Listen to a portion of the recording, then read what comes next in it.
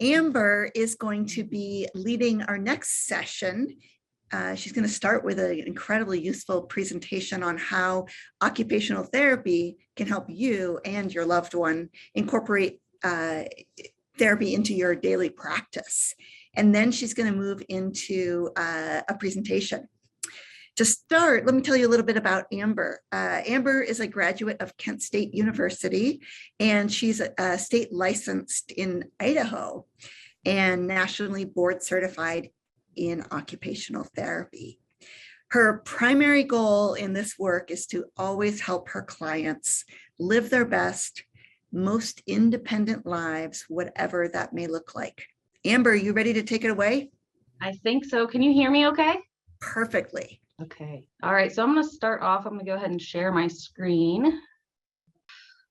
So today I was asked to speak. Thank you so much, first of all. This is my very first time giving a presentation. So I get to do it through Zoom, which is a little bit different, but I think it might be better maybe because I don't have to actually see everyone staring back at me.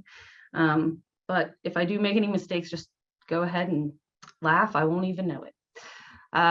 So again, my name is Amber Crawford. I am a COTA, or a Certified Occupational Therapy Assistant. Just a little bit about me. I am from Ohio. I graduated from Kent State, as she said, and I work at a small private outpatient occupational therapy clinic. It's called ADA Therapy Services. And we see people with a range of neurocognitive disorders. A large population of the people that I see have an autism diagnosis, some adult ADHD, mild cognitive impairment, and I do see people with Parkinson's from time to time. I have a house full. I have an almost 9-year-old daughter, Josie, my husband, and my husband's grandparents actually live with us. So I kind of have a unique position, I guess, to speak on the aging process. And then we also have our little puppy Finn there. So I got into OT. It was kind of fueled by a combination of growing up in a split family. So I grew up with around a dozen grandparents, all of whom I grew up very close with, and some of them I was there as they crossed over. And I also worked as a nursing assistant for about a decade. And during that time, I worked in long-term care, skilled care, acute care, all kinds of different facilities, memory care units. And within that, I really got to have a front seat to not only the aging process, but the aging process as it looks from a care partner's point of view. And I just kind of developed a passion for being able to help people carry on with as much of their independence as they could. So I guess we'll kind of get started in. I don't know how many of you are aware, but OT, the most common question that we get is, well, what are you going to do for me? I'm too old to have a job. Or I just retired. I don't want another job. We actually don't have anything to do with the employment field. However, if you need a job and that's something that's meaningful to you, we are more than happy to help you with making a resume or applying. But what occupational therapy really means is any meaningful activity.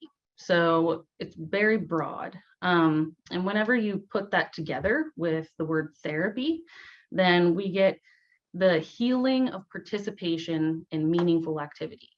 So as you can imagine, that kind of spreads out across the board. And it's intentionally that way because in OT, we are very aware that every person is going to have different goals and different things are important to them. And if it's not important to you, we're not going to worry about it. Let's talk about what some meaningful activities are. So if you think to yourself, is it meaningful for you to get up and get dressed every day? Probably, right? Is it meaningful to you to go fishing on Saturdays? I can tell you my husband would say yes. Doing your laundry, standing up off of the couch, being able to make dinner, going to church, all of these things come in and we see them as this is what makes you functional. In OT, we are based off of the idea that in order for a person to live a fulfilled life, that they also need to feel purposeful. So if you think about that in your own life, when do you feel the best? It's usually after you've done something that made you feel some sense of accomplishment or some source of purpose. So today I'm going to cover how OT can be helpful, not only to our patients who have Parkinson's, but also to the loved ones that are taking care of them. Again, I see this as kind of one of the most important parts of my job, is helping the people that are taking care of my patients. So we're going to touch on a few different topics. We're going to talk about home evaluations, adaptive equipment, and some simple modifications in your environment, doing some global exercise. So we're going to talk from, physical, cognitive standpoints, an activity analysis, and care partner training. So we will jump right in because I want to make sure that I get all of this information to you all. Okay, so we're going to start with home evaluation. So a home evaluation is going to probably be one of the first steps in your OT process. This is going to involve an OT coming to your home and just inspecting things that are possible risks. So we're talking about fall risks or, just safety hazards, or just things that can improve your day-to-day life. We're looking at things like grab bars here. Where to install them, the right positioning to install them actually matters.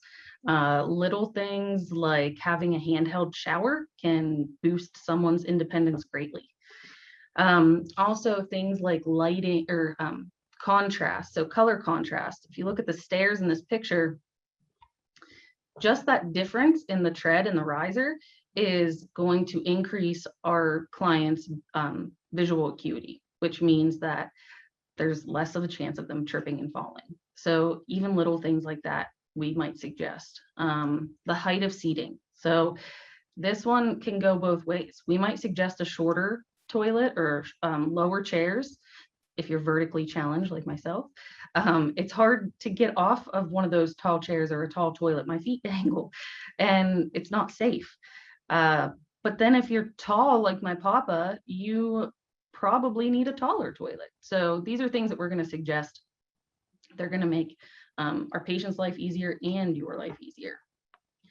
So a few other things, non-slip surfaces.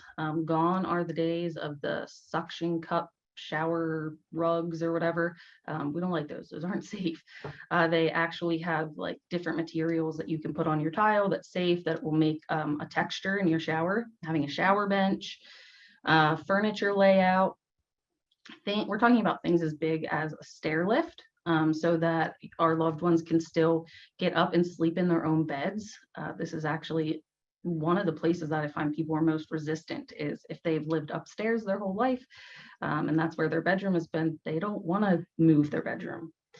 So something like a stair lift we might recommend. Also like lighting changes, or little things like these new wireless doorbells, like the Ring doorbells.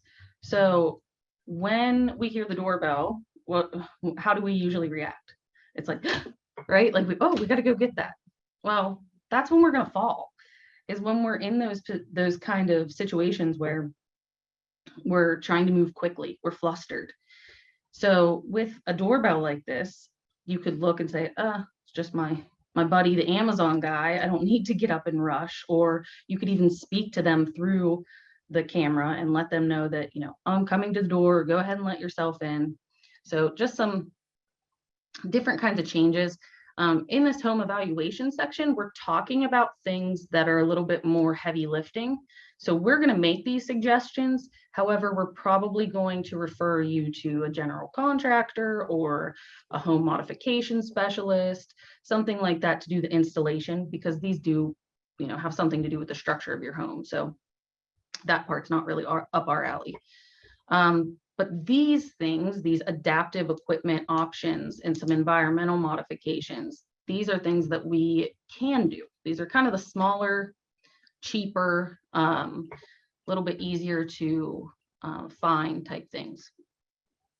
So With this adaptive equipment, I'll tell you, like, my favorite thing on this page is the bed cane. So I actually had a patient who had a Parkinson's diagnosis, and she was the first person I saw with one of these, and she was getting sucked into her couch. You know, she had one of those really nice soft couches, and once she sat on it, that was it. She wasn't getting back up unless someone helped her. So she discovered one of these bed canes. It was able to go in her couch, and it's super light, easy to move. So if she was embarrassed when she had guests come over, she could kind of tuck it in the closet. It also has a little bag for your remotes. Helps, you can use that in your bed, and it's let my papa be able to scoot himself up on his own now. So we don't have to help him, you know, every time he kind of slides down. We're also going to be talking about things like these silicone handles. There are so many different options for like utensils and eating things. I could have done a whole segment probably just on kitchen adaptive equipment, but those things are going to try, and we're trying to make these people more independent. At the end of the day, all of these things that I'm talking about are mostly treatments for the person who has Parkinson's, but this is affecting the person who's the care partner because they're not having to provide all this care when said person is more independent in an area. So silicone handles, toilet risers, shower chairs, things like that. All these things are to increase safety so that the person needs less assistance. The reason that you want to come to OT instead of just ordering all this stuff off of Amazon yourself, there's training involved. Not everything here is used as it appears. There are special ways to use a shower chair that pokes out over the edge of your tub. There are safety steps that we can help you with, as well as we might have things in our office already that you can kind of try out before you purchase. And we'll have access to catalogs that have further beyond what Amazon offers. Okay, next we're going to talk about an activity analysis. This is one of my favorite parts of OT. When we were in college, this was something that we focused on really heavily, and it's just, I don't know, I think it's probably my type A personality, but I really like breaking things down and finding that one step where something's going wrong. So basically, that's what these activity analyses are. We're going to come in and we're going to say, hey, let's go through a task that you typically could do on your own, and let's see what the holdup is. Where are you getting stuck? So to show you kind of how deep an occupational therapist's mind thinks, I want you to think to yourselves, I'll give you like 30 or 45 seconds. I want you to think to yourselves, how many steps does it take to make a simple glass of chocolate milk? So I'm going to give you a few seconds, but just kind of count to yourself in your head, see what you can come up with.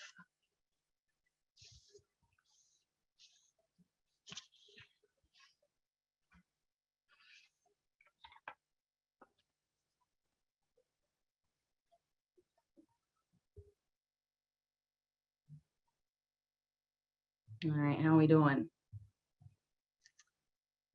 So does anyone get around 25 steps? Probably not, right? That sounds really excessive, like it's just chocolate milk. Well, we're going to break these things down. I'm going to run through the steps that I came up with for it. Honestly, I probably could have went a little deeper, but for the sake of time, I didn't. So the first step I'm going to think of is, well, I have to get to the kitchen. So I'm either going to have to stand up from a sitting position or from a lying position, right? Then I have to ambulate to the kitchen. Once I'm in the kitchen, I need to be able to open up the cabinet. I need to be able to reach for a glass. I need to be able to grab onto the glass and then lower it without dropping it, and then let go of it. Walk back over to the refrigerator. Now I'm going to open the refrigerator. I have to reach in, pick up a gallon of milk and maybe my chocolate syrup. Turn, walk some more, set these things down. I have to be able to open up a drawer and grasp a hold of a spoon, twist the cap off of the milk, pour it in. However my chocolate syrup or chocolate powder works, whether I have to take the lid off and scoop some or I have to squirt it in, that's another step. Then I have to be able to get my spoon into the top of the glass. That can be tricky with our tremors. I need to stir until dissolved. I need to be able to carry the glass wherever I'm going, and then I need to be able to drink out of it without dumping it down my shirt. So it's a lot of steps. And the reason we don't think about things like picking up a spoon or opening a drawer or taking off a milk cap is because those things are almost like involuntary to us at this point in our lives. Our brain is really, really good at making shortcuts for things that we do a lot. And so then it has this shortcut, and so that you really don't have to think about picking up a spoon or taking the lid off of something. Unfortunately, whenever you have tremors or Parkinson's or several other different diagnoses, those little steps are going to be where you find hangups, and that is going to be why our people quit doing them for themselves. It's, well, I can't get the cap off the milk anymore. I keep dropping my spoon. Though you can ask, those are the reasons that they stop being functional, is because they don't want to be embarrassed by the small steps that they're having trouble with. So with these activity analysis, what we're going to be doing is we're going to come in and we're going to want to watch them do something that was once an activity that they enjoyed participating in. Maybe it was their responsibility.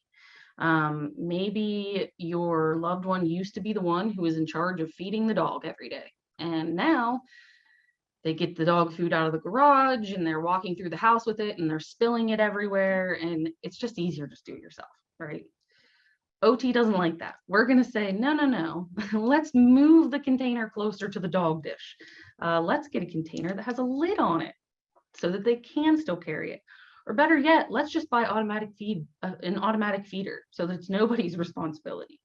Something in the kitchen. If your loved one used to be the cook and now they're not safe in the kitchen, let's figure out why they're not safe in the kitchen. Maybe it's because you don't trust them with a knife with their tremor, something like this cutting board pictured, or a chopper, a food processor, something like that.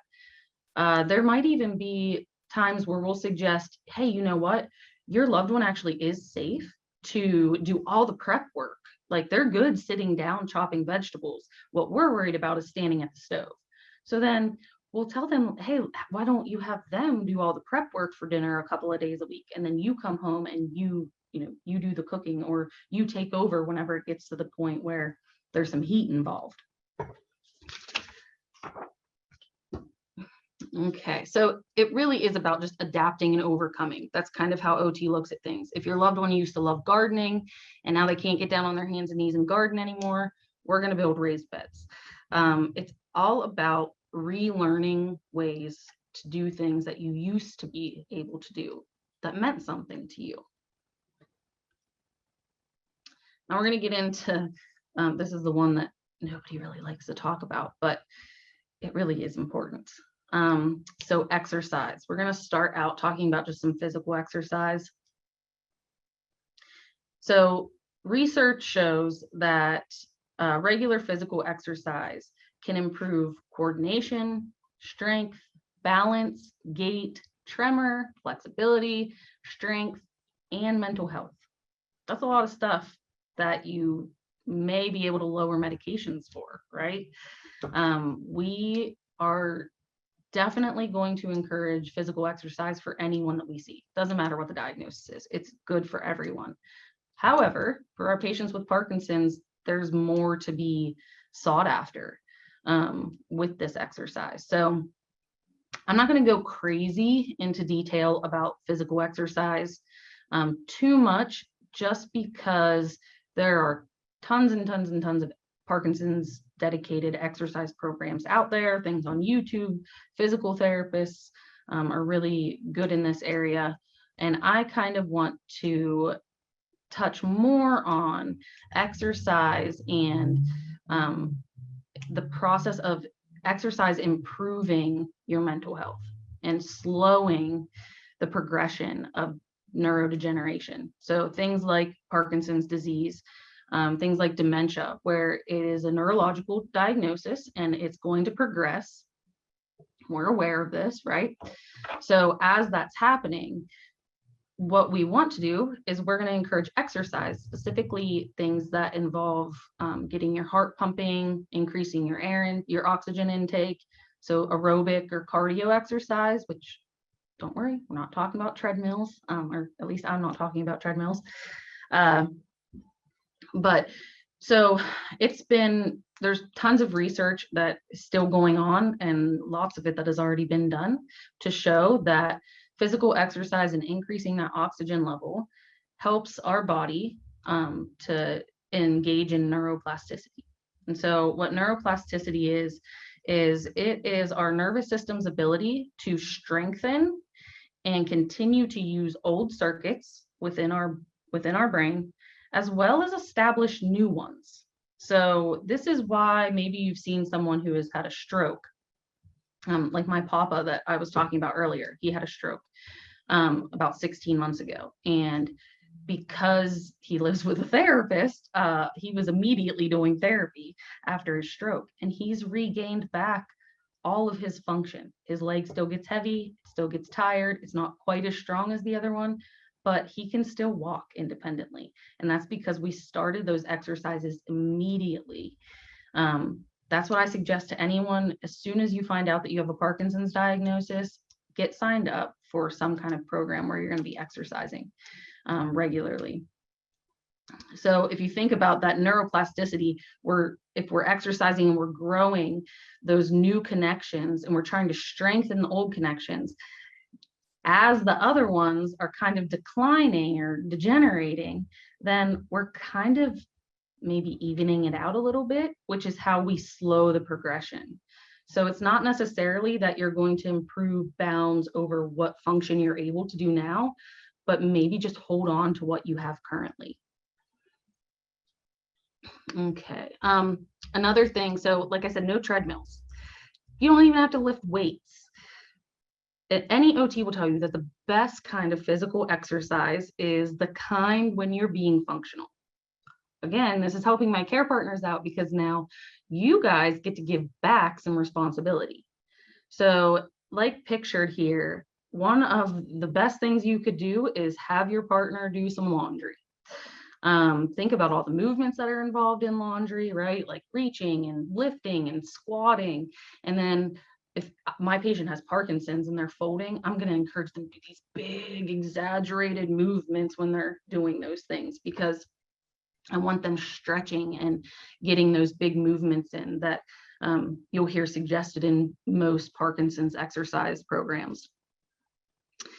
Even something like, cooking a meal or, doing a YouTube exercise class or something like that is an option that we might do.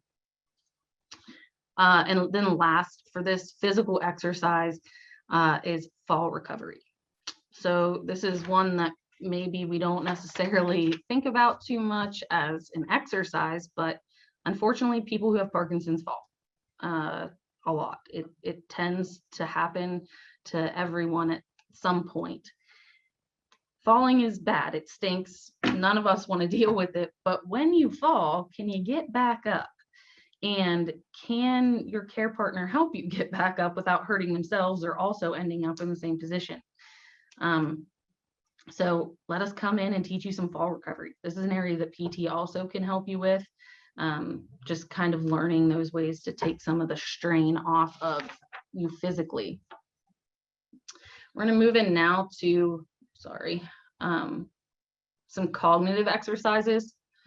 So something that, we typically think of when we think of Parkinson's is a tremor, or maybe stooped posture, maybe shuffling, right?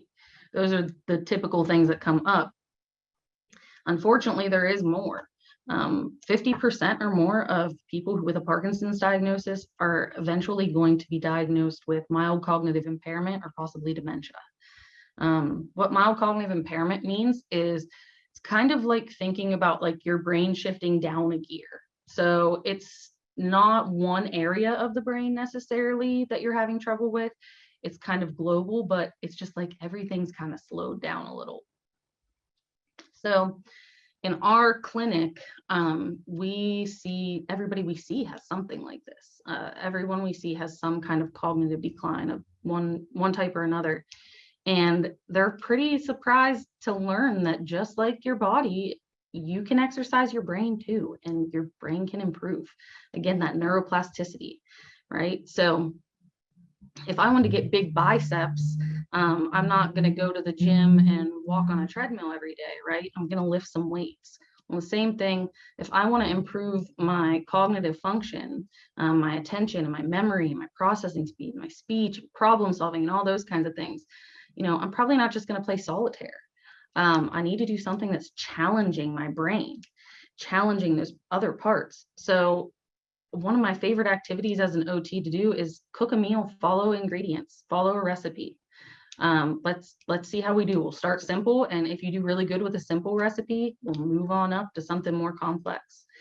You want to be at any kind of exercise, you want to be at a level where you are challenged, but it's not impossible, right? Because if there's no challenge, then you're not really benefiting from it. In our clinic, we do things, a lot of like pencil paper tasks. We do things on computers. A lot of different activities, Sudoku and, different puzzle things. Behind me, we have a driving simulator that we have some of our patients use. Kind of just a very big realm of things, but always, always, always the best treatments are functional ones. We are right next to a grocery store, so we'll take our patients grocery shopping, practice with a cart. Can you find the aisle that has the crackers? Can you get through the store as efficiently as possible with our grocery list? Paying bills, things like that. Paying a bill over the phone with a credit card can be pretty challenging sometimes. So maybe I'm going to have your loved one do that instead of doing paper pencil tasks today, so that I'm challenging those parts and I'm still keeping them active. And last, for our ergonomics and body mechanics. So this is where we're kind of looking more at the care partners. So the chances are that if you have a loved one with Parkinson's, there's definitely at some point you're going to have to get them out of a car, right? Get them out of bed, get them off of the toilet, something like that. In that process, there's a right way and a wrong way. Whenever I was a nursing assistant, I remember getting really envious that my patients, when they were with their therapist, they only needed one person to get up and like a gait belt. But whenever I was trying to get them out of bed, we had two people and a walker and a gait belt and, somebody holding the wheelchair, and it was always so complicated. And whenever I went to school, that was one of the first things I wanted to learn, was like, how do you transfer people without it being some like big situation? And there are tricks. I'm actually going to show you a couple. But using things like gait belts so that you are safe, wearing safe footwear, having a clean environment, no clutter, taking away those tripping hazards and things like that. And then learning proper lifting techniques and transfers. All of these things are really going to be helpful. If you think about just the fact that what happens if you get injured, who takes care of them? They were talking earlier about, going into a home or something. That's a long process, trying to find, some respite care. So if you get injured and you have to find respite care quickly, then it's going to be a difficult situation. So we want to help you avoid that. So we're going to get up and move around a little bit. First of all, if you are at home and you are a fall risk, if you have any chance that you could be injured or hurt yourself during this, please don't do it. Make sure you have someone next to you, or do them seated. I'll try and show you some of them seated. But the first thing I want to talk about is posture. We all have posture problems. I was just looking at pillows this morning for neck pain. So I want to show you some stretches. These are some things that you could do with your care partner and your loved one, maybe every morning or at lunchtime or something. It should take about 3 minutes. Each one is about 30 seconds long. So one of the things that is a concern for us when we are talking about people with Parkinson's, again, that stooped posture, right? So we see a lot of this, all right? Our body's natural reaction is to start going inward. So when we get into that state of flexion, think about walking. Where am I looking at? looking at my feet, which that's a no-no. When we walk, we don't look at our feet. We look at our environment around us. So we want to bring that posture back to here. Okay, we want to have our head up, be looking forward. So the first one I'm going to show you is pretty simple. Anybody can do this with, you just need a wall. And again, if you need to stay seated for this, you can do this in a chair. Maybe not quite as effective, but still works. So you're going to stand up against a wall, and the goal is to have your heels, your butt, your shoulder blades, and your head all touching at the same time. And you'll kind of do that wing shape with your shoulder blades where you feel like you're trying to pinch something back there. And what this is going to do is it's going to open up your chest and stretch these neck muscles. Now, if you're not already in that stoop posture, this might not seem that difficult. However, you can ask the people that are like this, that's not an easy thing to do. Okay, so now we're going to go through the 6 stretches for just your neck. I'm actually going to sit down and do these ones. Okay, so the first one that we're going to do is we are just going to look side to side. And we want good posture through this whole thing. So keep your shoulders square. You're looking forward. And for all of these neck exercises, we're going to hold on to our chest right here because our bodies have a tendency to kind of cheat a little bit. And if your chest is stretching, then your neck muscles aren't going to be as much. Okay, so we're holding on and we are just going to go side to side. And where you should feel this stretch is right here. So you have this muscle, it's your sternocleidomastoid. I'm sure I butchered that. It is connected to your sternum, your clavicle, and your mastoid process back behind your jaw. When we get this posture, what actually happens is those muscles get shrunk up. This is kind of gross, but I think about like beef jerky. Like it goes from being like this big to this big, it shrinks. So as you can imagine, you're being held like this. So that's that muscle right here.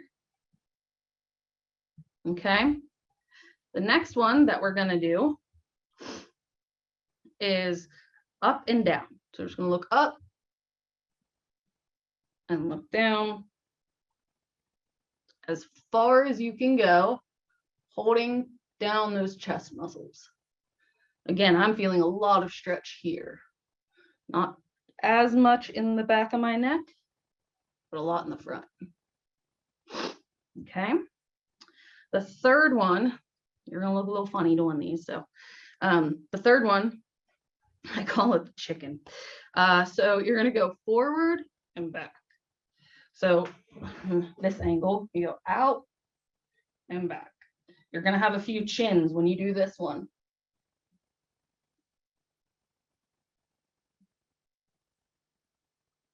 Good. Okay. This one's the hardest one. The video I originally watched, they called it the Janet Jackson.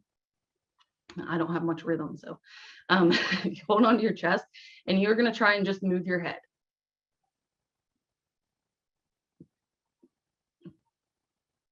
This one is actually targeting these muscles that are in the back that connect to the base of your skull. So it's kind of a weird feeling. You'll actually feel it like inside, on the inside of your scapulas. Okay, this one's my favorite. I really feel this one. So hold on to your chest, and you're going to put your head to the side. When you're doing this, you're not thinking about bringing your ear to your shoulder. You're thinking about bringing this ear as high as you can.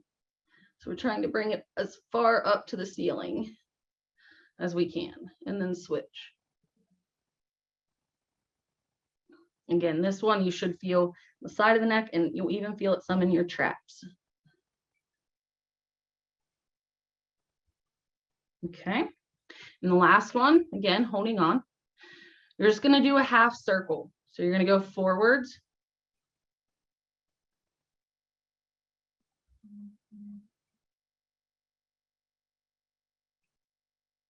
Okay. All right, good. So again, 3 minutes a day, and that could really increase your loved one's visual acuity, could help your neck pain. It's good for everyone. Okay, so I want to show you guys a trick. So those transfers. One of my favorite exercises to have my patients do, who have pretty much any kind of physical diagnosis related to aging at all, is sit to stand practice. So whenever I'm trying to get up from a chair, if I'm leaning back and I have my legs, see if I can kind of tilt this down so you can see my feet. If I have my feet kind of spread and out in front of me and I'm leaning back, I have all the things working against me. Gravity is not going to help me here. I'm not helping my care partner. If they try to pull me from this position, they're going to hurt themselves. So a few simple steps. First thing is you say scoot forward. You're going to come up to the edge of the chair, not to the point where it's tipping, but to the point where you're just barely on it. You're going to bring your feet back. You want your feet behind your knees. So when I look down, I shouldn't be able to see my toes. I should only see my knees and carpet. Now, if you had a walker, you had a grab bar or something like that, you would hold on somewhere differently, but we're going to hold on right here. So we're going to push ourselves up. Now, this is the trick. When you are going to stand up, the only thing you need to do from this position is lean forward. Don't believe me, try. So from here, we're just going to lean forward. Put the weight on your toes. Once you get to a certain spot, you'll feel kind of gravity shift you, and then it's really easy to just pop up because all you have to do is use your knees. All you have to do is straighten them. So you're going to push yourself forward, nose over toes, and as you get to the point where you can feel gravity shift to your toes, then you're going to straighten your knees. And this works really well whenever you have a gait belt on someone. So you want to put the gait belt right around here where their center of gravity is at.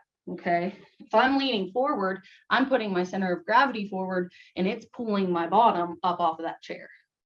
Okay. So we're using that gravity to our advantage.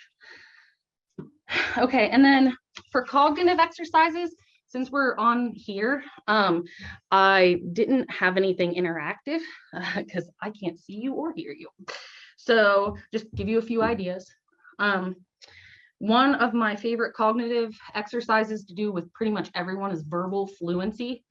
So I'll just say, name as many breeds of dogs as you can, as many as you can. Or maybe I'll say, tell me as many words as you can think of that start with the letter M in 1 minute. No proper nouns. So no like names or cities.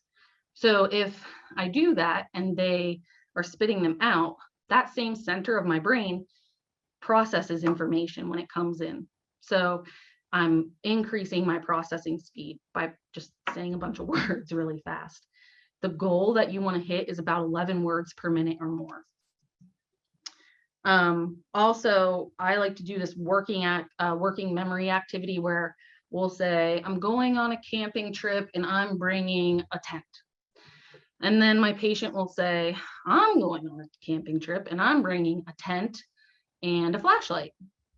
Then I'm going to go a tent, a flashlight, and a sleeping bag.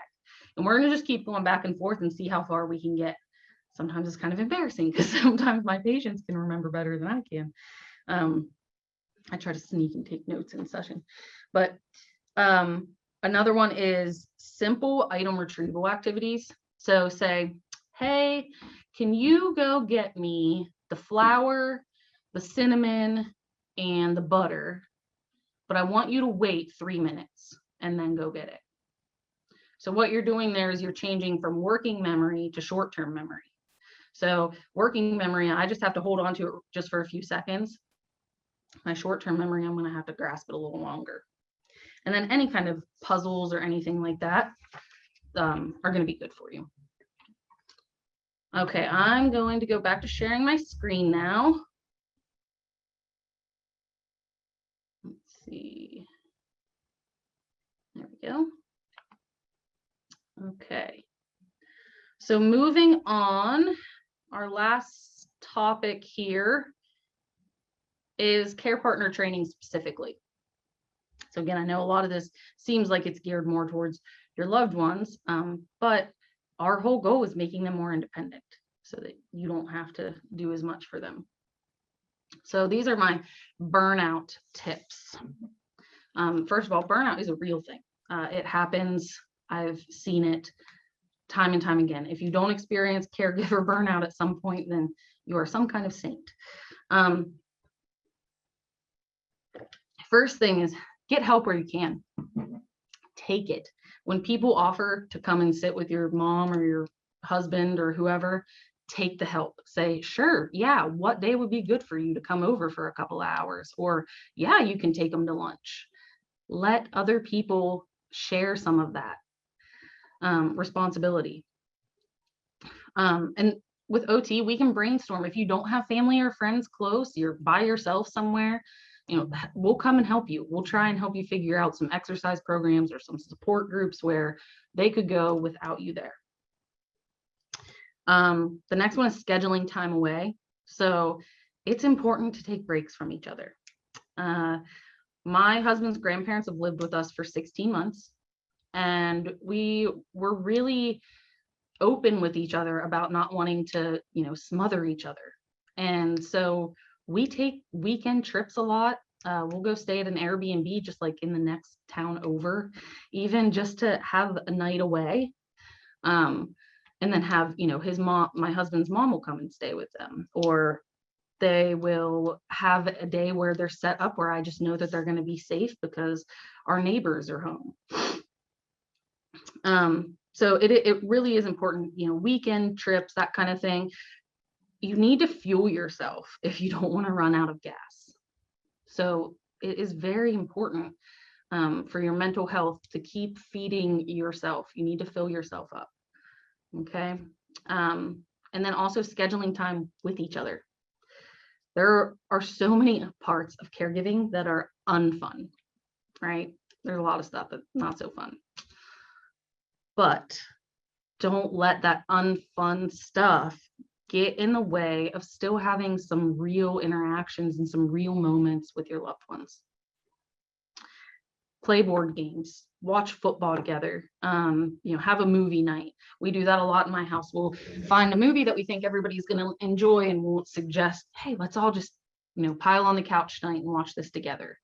Have a meal together once a week and just talk about anything other than Parkinson's. Keeping your loved ones as independent as possible. So again, this is OT. This is all that we care about. At some moment in every client that I see, there's some moment where I tell them, my job is simply to make you as independent as possible in whatever it is that you want to do. So if they want to cook again, if they want to help out around the house again, silly things like tying their shoe or putting a sock on for them will turn into something that you're going to have to do forever. So let's not do it. Have an OT come in and teach them how to put their socks on a different way. Find a different way to tie your shoes, or buy different shoes that you don't have to tie. We want these people to be independent because, again, if they have purpose, they're going to feel more fulfilled, and you are going to be able to get a little bit more of a break. So getting organized, this part, I'm super type A. So I have a hard time sometimes remembering, like, not everyone uses 9 or 10 calendars to get through their life. Using things like calendars, having routines, having alarms set on your phone for things, or for them, keeping alarms set so that they remember to go take their meds while they can take them without help. Having especially the solid morning and evening routines are really helpful, because it's just kind of those end caps of the day where, like, you know what, I know what's going to happen at those times. In the mornings, this is our routine every single day. This is just how it goes. I know that it's going to take 2 hours for them to go from getting ready, getting out of bed, to being ready to go to the doctor's appointment.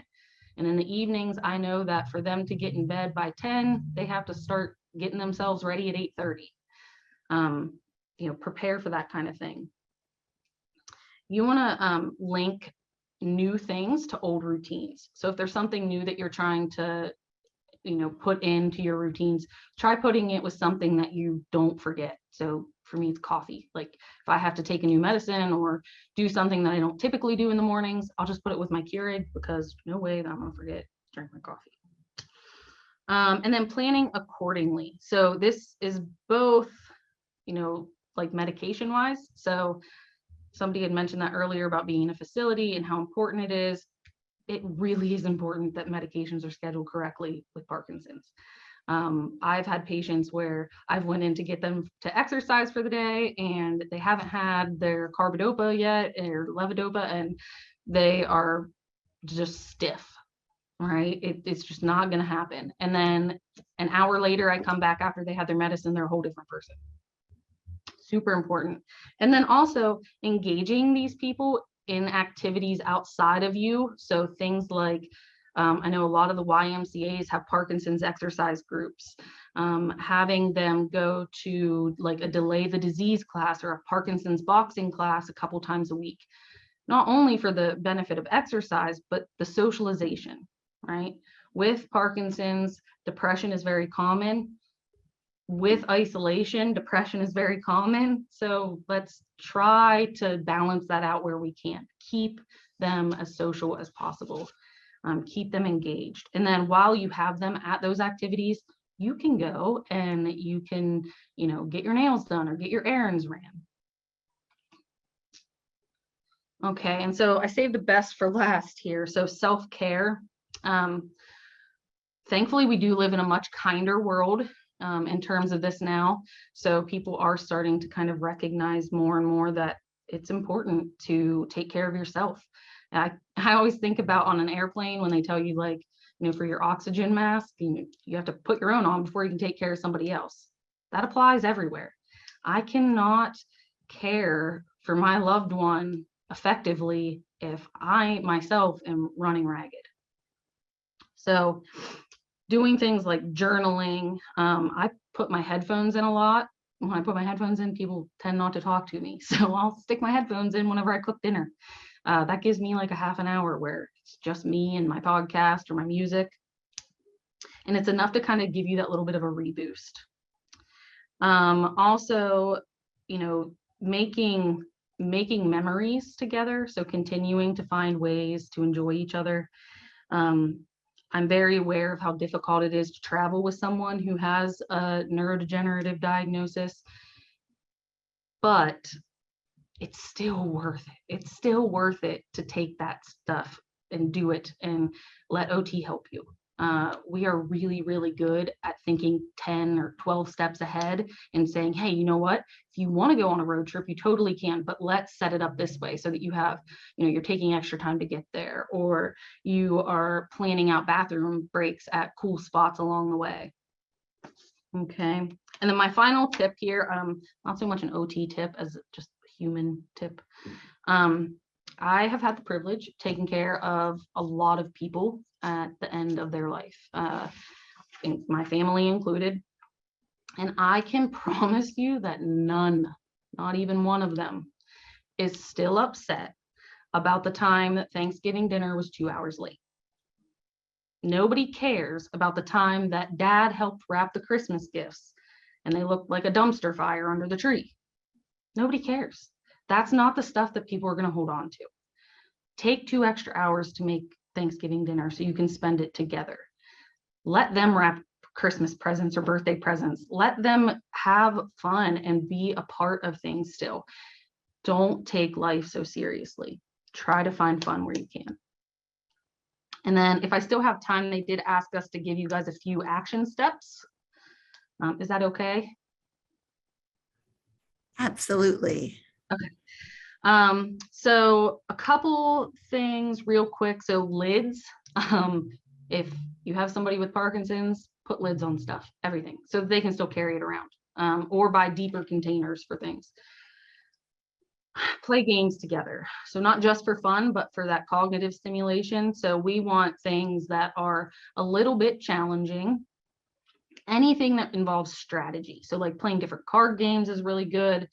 Pictionary, Yahtzee, anything like that, where there's a little bit of thought involved. It's going to be great. And then allowing extra time for tasks. So like my papa really enjoys grocery shopping. And, at 86, he's not that fast anymore. And it's definitely not easier for me to grocery shop with him, but it's meaningful to him. He likes to go. It makes him feel like he had a purpose for the day. So once a month or so, we go grocery shopping together, and he looks at all the lunch meat and usually takes several hours of our day up. But when we go home that day, he's fulfilled and he's happy and he has something to talk about. It makes all the difference. And at the grocery store, the carts are really good for providing some balance. I like walking with carts there. It's pretty nice for our people with balance issues. Okay, then I have 2 Parkinson's specific things that I wanted to talk to you about. So first one is if you have your partner doing exercises. Again, posture is a problem with our people with Parkinson's. And I will tell you one thing about being a care partner that gets old is repeating yourself. So have them in front of a mirror. Have a mirror and tell them you are responsible for checking your posture. You might have to give them some cues, but now instead of saying, put your shoulders back, bring your head back, the whole thing, now you can just say, hey, look in the mirror. Do you look like you're sitting up straight? And they can kind of self-correct. And then last, do we all know what freezing is? So it's probably one of the most frustrating parts of Parkinson's. Freezing, it happens a lot like in a doorway or a threshold of a room. And when this happens, our body just kind of decides to rebel. And our brain is saying, hey, let's walk. And our body says, I think I'm just gonna stay here. So when that happens, a good trick for you to do is to tell your person, so typically it'll happen something like this, where they're like mid-step and they just get stuck. And so what your job is to say, hey, take a step backwards and tell me, what is your mom's middle name? And then go again. So what you're doing is that is a little bit of an interruption between your brain communicating with your body. Just hitting the reset button. You're telling your brain, stop thinking about that. And then when you come back, it's like you hit the refresh button. I think that that's all that I have for you. Thank you for being here today. Thank you. Thank you so much.